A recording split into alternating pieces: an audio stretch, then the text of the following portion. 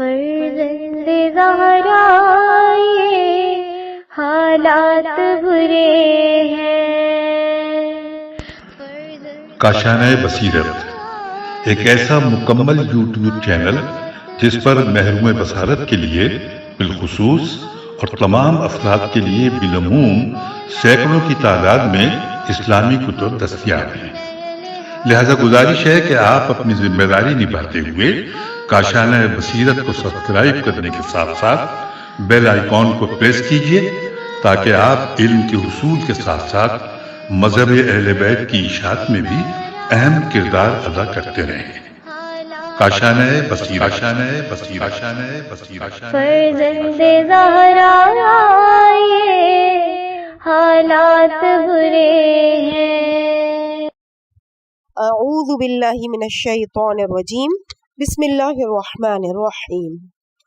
کاشانۂ بصیرت کے قابل احترام بھائیوں اور بہنوں، السلام علیکم۔ کتاب پند تاریخ کی جلد نمبر 1 کا ہم مل کر مطالعہ کر رہے ہیں اور باب دوم پہ پہنچ چکے ہیں، جو کہ ہے ریا، کفر و شرک کی مخفی صورت۔ اس میں پہلا واقعہ ہے ایک نادان کا دعویٰ۔ مصر کا رہنے والا ایک شخص انگور کا خوشہ لے کر فرعون کے دربار میں آیا اور اس سے یہ خواہش کی کہ وہ اس خوشہ انگور کو مروارید میں تبدیل کر دے۔ فرعون وہ خوشہ لے کر گھر میں لایا اور انتہائی پریشانی کی حالت میں سوچنے لگا کہ وہ اس خوشے کو مروارید میں کیسے تبدیل کرے گا، جو کہ اس کے لیے قطعی ناممکن ہے، اور اگر وہ اسے مروارید میں تبدیل نہ کر سکا تو پھر خدائی دعویٰ کا بھرم کھلتا ہے۔ چنانچہ وہ اس پریشانی میں مبتلا ہو کر گھر میں بیٹھا تھا کہ اس وقت ابلیس اس سے ملنے کے لیے اس کے دروازے پر آیا اور دروازے پر دستک دی۔ دستک سن کر فرعون نے پوچھا کہ کون ہے؟ شیطان نے کہا کہ ایسے خدا کے سر پر خاک ہو جسے یہ علم نہیں کہ دروازے پر دستک دینے والا کون ہے۔ ابلیس گھر میں داخل ہوا اور اس سے خوشہ انگور لیا اور اسماء الہی میں سے ایک اسم پڑھا۔ وہ اسم پڑھتے ہی خوشہ انگور خوشہ مروارید میں بدل گیا۔ پھر فرعون سے کہا کہ فرعون، میرے اندر اتنے کمالات ہیں کہ اس کے باوجود بھی میں نے خدائی کا دعویٰ نہیں کیا، جبکہ تو انتہائی بیکار اور کن ذہن شخص ہے، اس کے باوجود بھی تو نے خدائی کا دعویٰ کیا ہے۔ فرعون نے پوچھا کہ تو نے آدم کو سجدہ کیوں نہ کیا اور راندہ درگاہ ہونا قبول کر لیا؟ ابلیس نے کہا کہ میں نے اس لیے آدم کو سجدہ نہیں کیا کیونکہ میں جانتا تھا کہ اس کی پشت سے تجھ جیسا پلید پیدا ہوگا۔ ریفرنس ہے انوار نعمانیہ کا صفحہ نمبر 80۔ اس کے بعد اگلا واقعہ ہے بت پرست کافر کا انجام۔ جس زمانے میں مہدی عباسی رے میں رہتا تھا تو اس کی تعلیم و تربیت کے لیے منصور دوانقی نے شرفی بن قطامی کو اس کا اتالیق مقرر کیا۔ ایک شب مہدی نے اپنے استاد شرفی ابن قطامی سے درخواست کی کہ وہ اسے کوئی دلچسپ واقعہ سنائے جس کے سننے سے طبیعت کا تکرر دور ہو جائے۔ پھر شرفی نے یہ داستان بیان کی کہ ہیرا کے ایک بادشاہ کے 2 دوست ہوتے تھے۔ بادشاہ کو ان دونوں دوستوں سے بے حد محبت تھی، وہ انہیں اپنے سے جدا نہ ہونے دیتا تھا۔ ایک رات بادشاہ نے بہت زیادہ شراب پی لی۔ شراب کے نشے میں دھت ہو کر اس نے تلوار اٹھائی اور اپنے دونوں پیارے دوستوں کو قتل کر دیا۔ جب صبح ہوئی تو اس نے ہوش میں آتے ہی سب سے پہلے ان دوستوں کے متعلق دریافت کیا۔ اسے بتایا گیا کہ گزشتہ شب ان دونوں کو اس نے اپنی تلوار سے خود ہی قتل کیا ہے۔ اسے یہ سن کر انتہائی افسوس ہوا اور کافی دیر تک روتا رہا اور کئی دنوں تک اس نے ان کے فراق میں کھانا تک نہ کھایا۔ پھر حکم دیا کہ ان کی لاشوں کو دفن کر دیا جائے اور ان کی قبروں پر ایک عظیم الشان قبہ تعمیر کیا جائے۔ چنانچہ حکم کے تحت ان کی قبروں پر بہترین قبہ بنایا گیا اور اس جگہ کا نام غریین رکھا گیا۔ پھر بادشاہ نے ان کے دربار میں چند سرکاری محافظ کھڑے کر دیے اور حکم دیا کہ یہاں سے جو بھی شخص گزرے وہ ان قبروں کو لازمی طور پر سجدہ کرے. اگر کوئی شخص سجدے پر آمادہ نہ ہو تو اسے قتل کر دیا جائے، لیکن قتل سے پہلے اس کی 2 حاجات پوری کر دی جائیں. حکم کی دیر تھی کہ لوگوں نے ان قبروں کو سجدہ کرنا شروع کر دیا. ایک دن ایک دھوبی کا وہاں سے گزر ہوا. اس نے اپنے کاندھے پر میلے کپڑوں کا ڈھیر اٹھایا ہوا تھا اور اس کے ہاتھ میں لکڑے سے بنا ہوا ڈنڈا تھا جس سے وہ کپڑوں کو کوٹتا تھا. غریین کے محافظوں نے جیسے ہی اسے دیکھا تو اسے وہاں سجدہ کرنے کا حکم دیا، لیکن دھوبی خدا پرست تھا. اس نے سجدہ کرنے سے انکار کر دیا. محافظ اسے پکڑ کر بادشاہ کے پاس لے آئے اور بتایا کہ یہ شخص سجدہ کرنے سے انکاری ہے. بادشاہ نے کہا، وائے ہو تجھ پر، تو نے سجدہ کیوں نہ کیا؟ اس نے کہا کہ میں نے سجدہ کیا تھا، یہ محافظ جھوٹ بولتے ہیں. بادشاہ نے کہا، میں تجھے قتل کرا دینا چاہتا ہوں، لیکن مرنے سے پہلے تم اپنی 2 حاجات پیش کر سکتے ہو، ہم انہیں ضرور پورا کریں گے. دھوبی نے کہا، اگر یہ معاملہ ہے تو میری پہلی حاجت یہ ہے کہ مجھے یہ ڈنڈا بادشاہ کی گردن پر مارنے دیا جائے. بادشاہ نے کہا، جاہل نادان، اس حاجت کا تجھے کوئی فائدہ نہیں ہوگا. بہتر یہ ہے کہ کوئی ایسی چیز طلب کر جو تیرے اور تیرے خاندان کے لیے مفید ہو. دھوبی نے کہا، ہرگز نہیں، میری پہلی حاجت یہی ہے. بادشاہ نے حیران ہو کر اپنے وزیروں سے مشورہ کیا اور کہا کہ بتاؤ اس نادان کے ساتھ کیا کیا جائے. وزراء نے کہا، عالی جاں، چونکہ آپ 2 حاجات کے لیے کہہ چکے ہیں لہٰذا وعدہ کر کے مکر جانا اخلاق سلاطین کے منافی ہے، اسے اس کی حاجت پوری کرنے دیں. یہ سن کر بادشاہ نے کہا، تم پر صد حیف، تم کسی نہ کسی طرح سے اس دھوبی کو راضی کرو کہ وہ اس کی بجائے کوئی اور حاجت طلب کرے. اگر وہ مجھ سے میری آدھی حکومت بھی طلب کرے گا تو بھی میں دینے کو تیار ہوں، لیکن دھوبی کے ہاتھوں ڈنڈا کھانا انتہائی مشکل ہے. دھوبی اپنے پہلے والے مطالبے پہ بضد رہا اور کہا کہ بس میری پہلی خواہش یہی ہے کہ بادشاہ کی گردن پر مجھے ڈنڈا مارنے دیا جائے. ناچار بادشاہ کو دھوبی کی شرط قبول کرنی پڑی. دھوبی نے اپنا ڈنڈا بلند کیا اور پورے زور سے بادشاہ کی گردن پر اسید کیا. بادشاہ بے ہوش ہو گیا. کئی دن تک وہ ہوش و حواس میں نہ آیا. کپاس کو تر کر کے اس کے منہ میں قطرہ قطرہ پانی ڈالا جاتا تھا. پورے 1 سال تک وہ سخت بیمار رہا. 1 سال بعد وہ تندرست ہوا، غسل صحت بجا لایا اور اہل دربار سے دھوبی کے متعلق پوچھا تو انہوں نے بتایا کہ ہم نے اسی دن سے دھوبی کو قید کر کے زندان میں ڈالا ہوا ہے. بادشاہ نے کہا کہ دھوبی کو ہمارے سامنے پیش کیا جائے. دھوبی کو بادشاہ کے سامنے لایا گیا تو بادشاہ نے بڑے خشمگین لہجے میں کہا، اب تم جلدی سے اپنی دوسری حاجت پیش کرو، پھر میں تمہیں قتل کروا دوں گا. دھوبی نے کہا، میری دوسری خواہش یہ ہے کہ مجھے وہی ڈنڈا بادشاہ کی گردن کی دوسری جانب مارنے کی اجازت دی جائے، اس کے بعد بے شک مجھے قتل کر دیا جائے. بادشاہ دھوبی کی یہ خواہش سن کر سخت پریشان ہوا اور کہا کہ نادان، مجھ سے کوئی ایسی چیز طلب کر جو تجھے فائدہ پہنچا سکے. دھوبی نے کہا کہ ہرگز نہیں، میری دوسری خواہش صرف یہی ہے، اس کے علاوہ میری کوئی خواہش نہیں. بادشاہ نے اپنے وزراء سے مشورہ کیا تو انہوں نے کہا، جناب شرط قبول کیے بغیر کوئی چارہ کار نہیں. بادشاہ نے کہا، افسوس، اس کی ایک ضرب نے تو مجھے 1 سال تک بستر پر لٹایا ہے، اب اگر اس نے دوسری ضرب ماری تو میں مر جاؤں گا. آخر کار بادشاہ نے دھوبی سے کہا کہ جس دن تجھے محافظ گرفتار کر کے میرے پاس لائے تھے اس دن تو نے کہا تھا کہ تو نے سجدہ کیا ہے، محافظ جھوٹ بولتے ہیں. دھوبی نے کہا، جی ہاں، میں نے اس دن یہ بات کہی تھی، لیکن تم نے میری بات کو تسلیم نہیں کیا تھا. بادشاہ یہ سن کر اٹھا اور دھوبی کو بوسے دینے لگا اور کہا، میں گواہی دیتا ہوں کہ تو سچ کہتا ہے اور محافظ جھوٹے ہیں. مہدی یہ داستان سن کر بہت خوش ہوا اور اپنے استاد کو انعام سے نوازا. اس کا ریفرنس ہے تتمتع المنتہا، صفحہ نمبر 152، خزائن نراقی. اگلا واقعہ ہے خدا پرست معتزلی اور مشبہ یا مشبہ. ایک مرتبہ امام جعفر صادق علیہ السلام کے پاس 3 اشخاص آئے. ان میں سے ایک شخص معتزلہ فرقے سے تعلق رکھتا تھا اور دوسرے کا تعلق مشبہ فرقے سے تھا یا مشبہ، اور تیسرے شخص کا تعلق مذہب شیعہ سے تھا. امام جعفر صادق علیہ السلام نے معتزلی سے پوچھا تو کس کی عبادت کرتا ہے؟ اس نے کہا میں اس خدا کی عبادت کرتا ہوں جو کوئی صفت نہیں رکھتا. اس کے بعد آپ نے فرقہ مشبہ سے کے فرد سے پوچھا تو کس کی عبادت کرتا ہے؟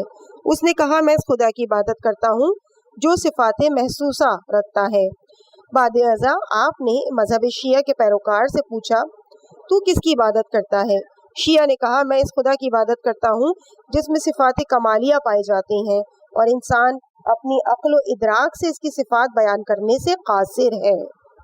یہ تینوں جواب سن کر امام علیہ السلام نے معتزلی سے فرمایا تو عدم کی عبادت کر رہا ہے، مشبہ سے فرمایا تو صنم کی عبادت کر رہا ہے، اور شیعہ سے فرمایا تو خدائے وند عالم کی عبادت کر رہا ہے. شداد اور اس کی جنت. اگلا واقعہ، شداد کے دور حکومت میں حضرت ہود علیہ السلام نبی تھے اور آپ علیہ السلام ہمیشہ شداد کو ایمان کی دعوت دیتے تھے.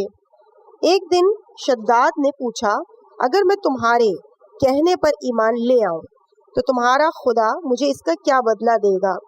ہود علیہ السلام نے فرمایا اللہ تعالیٰ تجھے جنت دے گا جس میں تو ہمیشہ کی زندگی بسر کرے گا. شداد نے ہود علیہ السلام سے جنت کے اوصاف دریافت کیے تو انہوں نے جنت کی خصوصیات بیان فرمائیں. یہ سن کر شداد نے کہا مجھے اللہ کی جنت کی کوئی ضرورت نہیں، ایسی جنت میں خود ہی تعمیر کرواؤں گا. اس دن سے شداد کی مسلسل یہ کوشش رہی کہ وہ ایک ایسا شہر تعمیر کرے جو کہ ہر لحاظ سے جنت کے مشابہ ہو. اس نے اپنے بھانجے زحاق کے پاس پیغام بھیجا، اور اس وقت زحاق کی ایران پر حکومت تھی، کہ تم جتنی زیادہ مقدار میں سونا چاندی روانہ کر سکتے ہو روانہ کرو. زحاق جتنا سونا چاندی روانہ کر سکتا تھا اس نے روانہ کیا، اور اطراف مملکت میں اس نے اپنے نمائندے روانہ کیے جو کہ بہت بڑی مقدار میں سونا چاندی جمع کر کے لائے. اس نے ماہرین تعمیرات کو اپنے ہاں بلایا. اس نے جنت کے لیے ملک شام میں ایک صحت افزا مقام کا انتخاب کیا اور وہاں ایک مضبوط و مستحکم شہر پناہ تعمیر کروائی. اس کے درمیان میں اس نے سونے اور چاندی کا محل تعمیر کروایا. اس کی دیواروں کو قیمتی جواہرات سے مزین کیا. اس نے شہر کے وسط میں ایک ایسی نہر بنائی جس کے پانی میں سنگریزوں کی بجائے جواہرات بہتے تھے، اور اس نے سونے کے خوبصورت درخت لگوائے جس کی خوشوں میں مشک و عنبر کو استعمال میں لایا گیا، اور جیسے ہی ہوا چلتی مشک و عنبر کی خوشبو پورے شہر میں پھیل جاتی. بیان کیا جاتا ہے کہ محل کے ارد گرد اس نے سونے کے 12,000 کمرے تعمیر کروائے اور ہر طلائی کمرے کو یاقوت و جواہر سے مرصع کیا، اور اطراف و جوانب میں سے خوبصورت اور جوان عورتوں کو وہاں لایا گیا. الغرض یہ عظیم الشان جنت نما شہر 500 سال میں مکمل ہوا اور شداد کو اس کی تکمیل کی اطلاع دی گئی. اس وقت شداد حضر موت میں تھا. یہ اطلاع پاتے ہی وہ اپنے ساتھ بہت بڑا لشکر لے کر اپنی جنت کی جانب روانہ ہوا. ابھی شہر سے ایک منزل کے فاصلے پر تھا کہ اس نے ایک ہرن دیکھا جس کے پاؤں چاندی اور سینگ سونے کے تھے. ہرن کو دیکھ کر اس نے اس کے پکڑنے کا فیصلہ کیا اور اس کے پیچھے اپنا گھوڑا لگا دیا. کچھ دیر کے بعد اپنے لشکر سے جدا ہو گیا. وہ صحرا میں اکیلا اور تنہا گھوڑا دوڑا رہا تھا کہ اچانک اسے ایک سوار نظر آیا کہ جو کہ انتہائی ہیبت ناک شکل و صورت رکھنے والا تھا. اس نے شداد کو پکار کے کہا شداد، تو نے عالی شان محل تعمیر کر کے یہ سمجھ لیا ہے کہ تو اب موت کے پنجے سے بھی آزاد ہو چکا ہے. یہ سن کر شداد کا رواں رواں کانپنے لگا اور اس سے پوچھا کہ تو کون ہے؟ اس نے جواب دیا کہ میں ملک الموت ہوں. شداد نے کہا اس وقت تمہیں مجھ سے کیا کام ہے اور میرے مزاحم کیوں ہو رہے ہو؟ ملک الموت نے کہا کہ میں صحرا میں تیری روح قبض کرنے آیا ہوں. شداد نے کہا مجھے کم از کم اتنی مہلت تو دے دو تاکہ میں اس شہر کو جا کر اپنی آنکھوں سے دیکھ لوں۔ ملک الموت نے اجازت نہ دی، چنانچہ شداد گھوڑے سے گرا اور صحرا میں مر گیا، اور اس کے لشکر نے ایک آسمانی چنگھاڑ سنی تو پورے کا پورا لشکر آنے واحد میں ختم ہو گیا اور جنت جانے کی بجائے قبرستان چلا گیا۔ بیان کیا جاتا ہے کہ ایک دفعہ اللہ تعالیٰ نے اسرائیل علیہ السلام سے پوچھا، روح قبض کرتے ہوئے کبھی تمہیں کسی پر ترس بھی آیا ہے؟ ملک الموت نے عرض کی، جی ہاں، 2 دفعہ مجھے بڑا ترس آیا۔ پہلی دفعہ اس وقت مجھے ترس آیا کہ جب سمندر میں ایک ماں اپنے نوزائیدہ بچے کے ہمراہ سفر کر رہی تھی، سمندر میں طوفان آیا، کشتی ٹکڑے ٹکڑے ہو گئی، وہ ماں ایک ٹکڑے پر اپنے نوزائیدہ بچے کو لے کر سمندر میں محویز سفر تھی۔ اس وقت مجھے آپ کا حکم ملا کہ اس عورت کی روح قبض کر لی جائے، چنانچہ میں نے اس عورت کی روح قبض کر لی، اور وہ بچہ اس تختے پر اکیلا رہ گیا، اور وہ تختہ ایک جزیرے پر جا لگا۔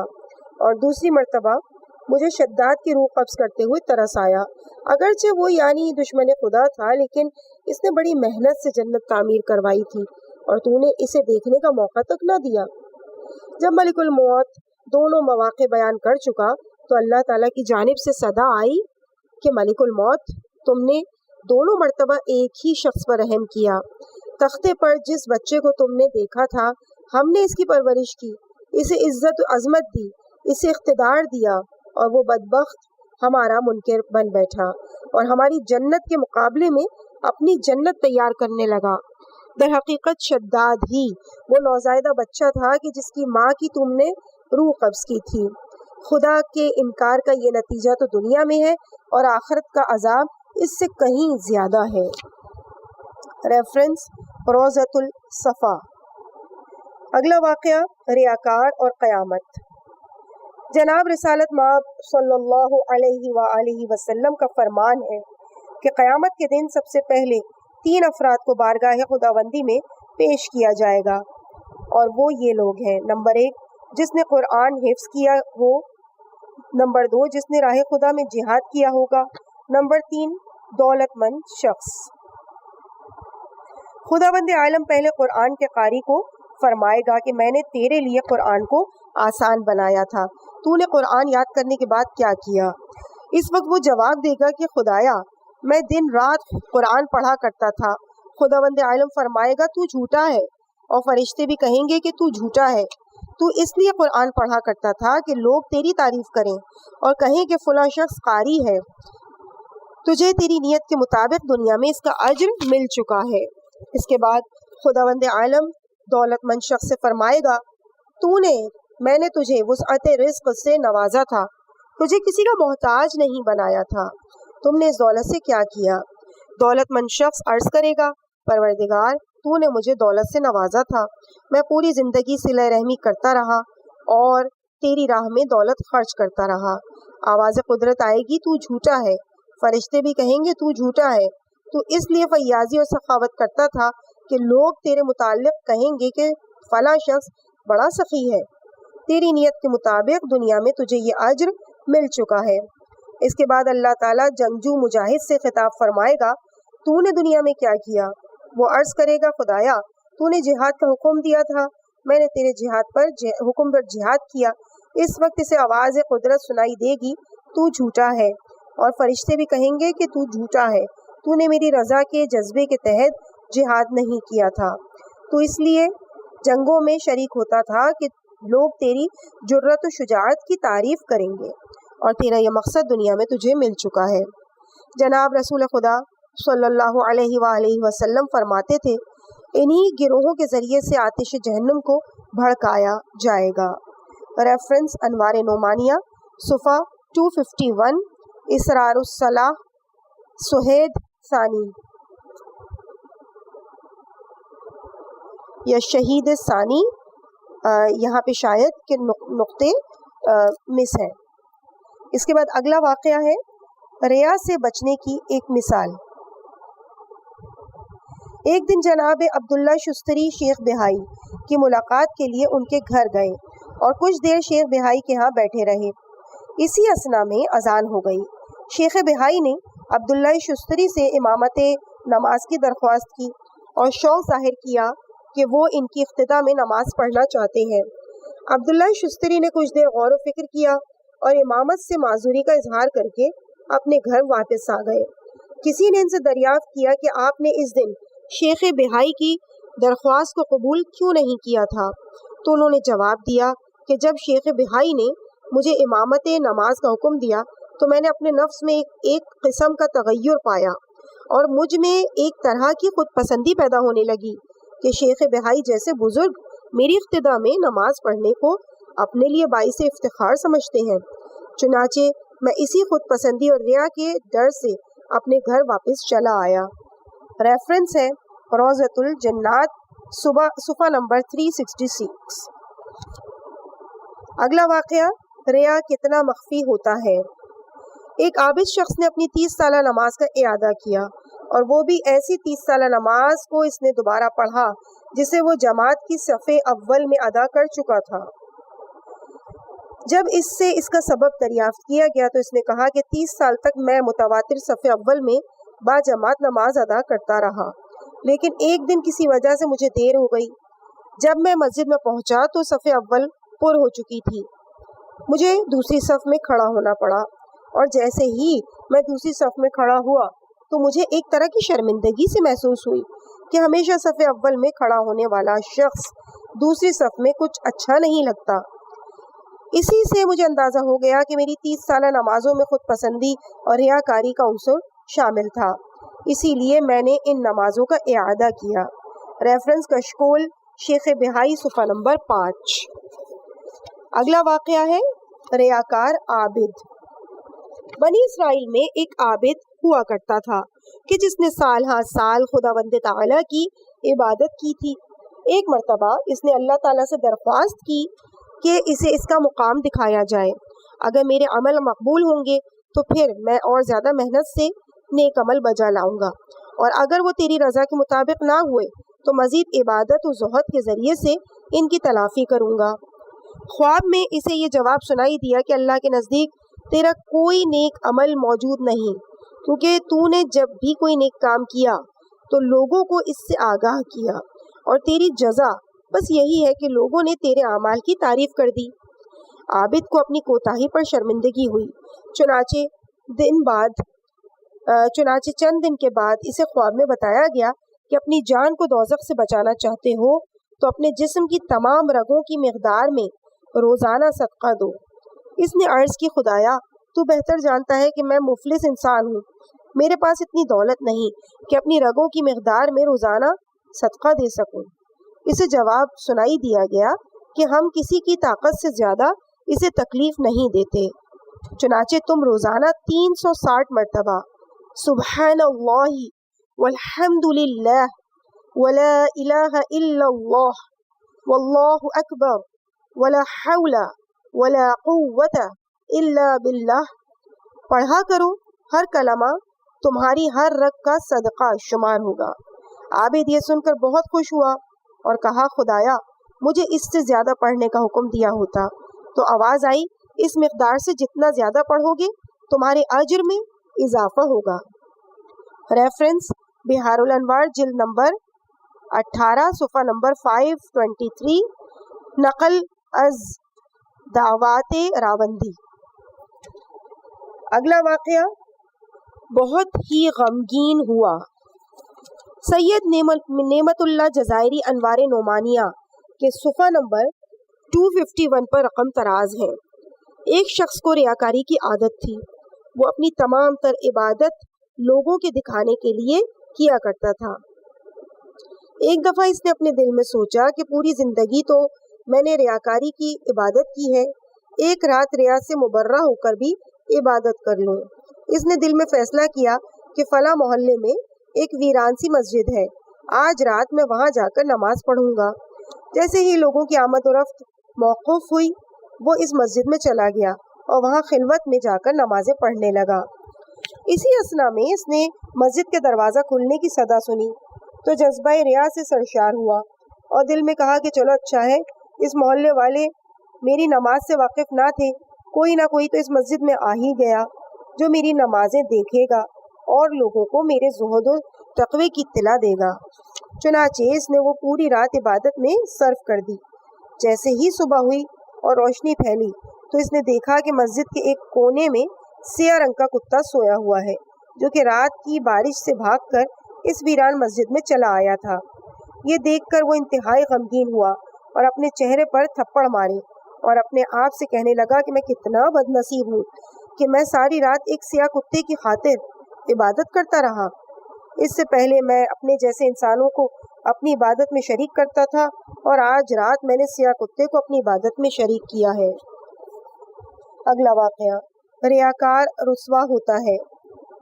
अस्माई कहते हैं कि कूफे से बिलाल इब्ने अबी बर्दा नामी एक शख्स उमर इब्ने अब्दुल अजीज के पास शाम आया और इस शख्स ने मामूली अलग सलग के बाद मस्जिद को ही अपना ओढ़ना बिछोना बना लिया।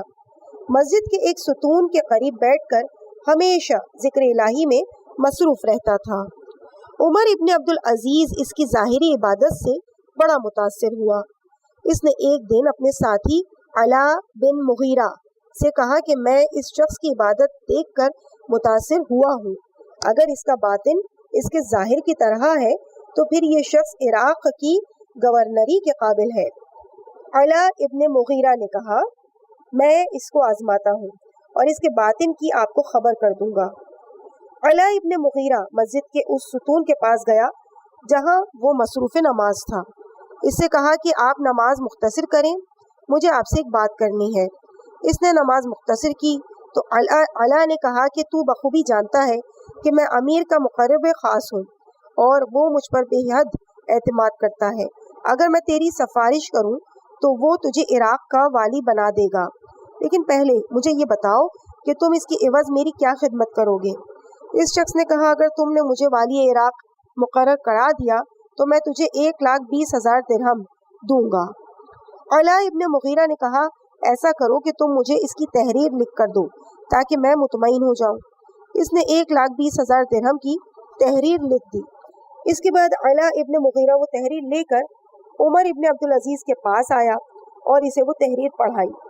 उमर इब्ने अब्दुल अजीज ने वाली कूफा को एक ख़त लिखा जिसमें तहरीर किया, अम्मा बाद फ़इन्ना बिलाल ला गराना। बिलाल इब्ने अबी बर्दा अपनी इबादत और रियाजत के ज़रिए हमें धोखा देना चाहता था और हम भी धोखा खाने ही वाले थे। अब जो हमने इसे आजमाया है तो हमने इसे खबीस पाया है। रेफरेंस है अल अज़किया इब्ने जोज़ी सुफ़ा नंबर 41।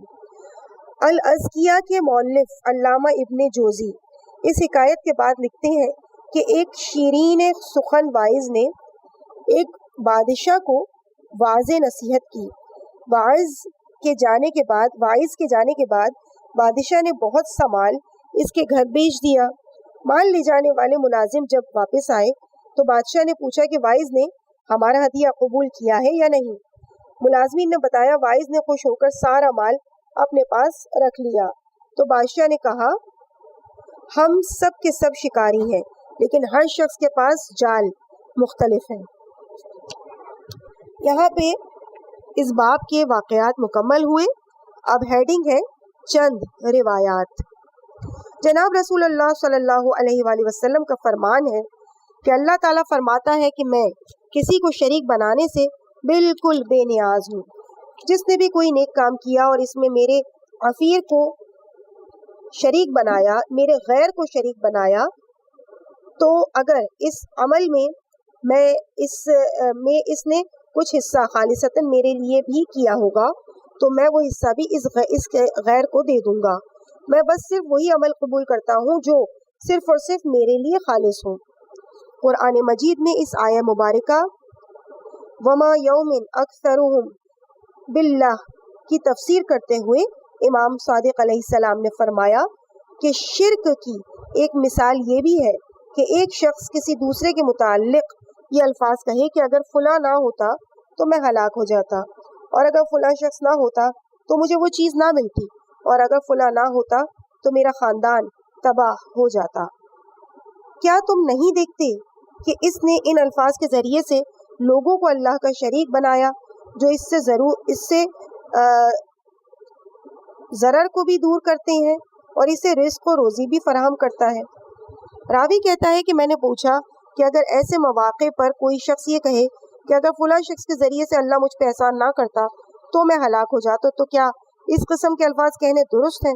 امام علیہ السلام نے فرمایا جی ہاں، اس قسم کے الفاظ میں کوئی مذائقہ نہیں۔ امام جعفر صادق علیہ السلام نے فرمایا کہ اگر انسانوں کا ایک گروہ خداوند عالم کی عبادت کرے اور نماز پڑھے، زکوٰۃ دے، بیت اللہ کا حج کرے اور ماہ مبارک رمضان کے روزے رکھے، پھر اللہ یا رسول اللہ کے کسی حکم کے متعلق یہ کہے کہ ایسا حکم کرنے کی بجائے اللہ اور رسول اس طرح کا حکم دیتے تو بہتر تھا، یا خدا اور رسول کے فیصلے کے خلاف اپنے دل میں کوئی تنگی اور ناراضگی محسوس کرے تو وہ مشرک ہو جائیں گے۔ پھر آپ نے فلا وربک کی آیت تلاوت فرمائی۔ اے حبیب صلی اللہ علیہ وآلہ وسلم، آپ کے رب کی قسم، وہ مومن نہیں بن سکتے جب تک اپنے تمام باہمی تنازعات کا آپ کو فیصل تسلیم نہ کر لیں، پھر آپ کے فیصلے کے خلاف اپنے دلوں میں کسی طرح کی تنگی محسوس نہ کریں، اور آپ کے فیصلے کو اس طرح سے تسلیم کریں جیسا کہ تسلیم کرنے کا حق ہے۔ پھر امام صادق علیہ السلام نے فرمایا تمہیں تسلیم سے کام لینا چاہیے۔ امام محمد باقر علیہ الصلوۃ والسلام کا فرمان ہے، اللہ تعالیٰ نے اپنے اور اپنے بندوں کے درمیان علی کو پرچم بنایا، جس نے اس کی معرفت حاصل کی وہ مومن بنا، اور جس نے اس کا انکار کیا وہ کافر بنا، اور جو اس سے بے خبر رہا وہ گمراہ ہوا، اور جس نے علی کے مقام میں کسی غیر کو شریک کیا وہ مشرک ٹھہرا، اور جو علی کی ولایت لے کر اللہ کے حضور پہنچا وہ جنت میں داخل ہوا، اور جو کوئی علی علیہ السلام کی عداوت لے کر آیا وہ دوزخ میں داخل ہوا۔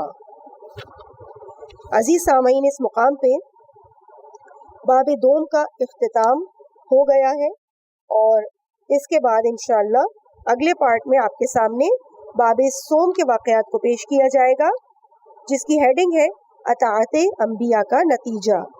مجھے اپنی دعاؤں میں یاد رکھیے گا۔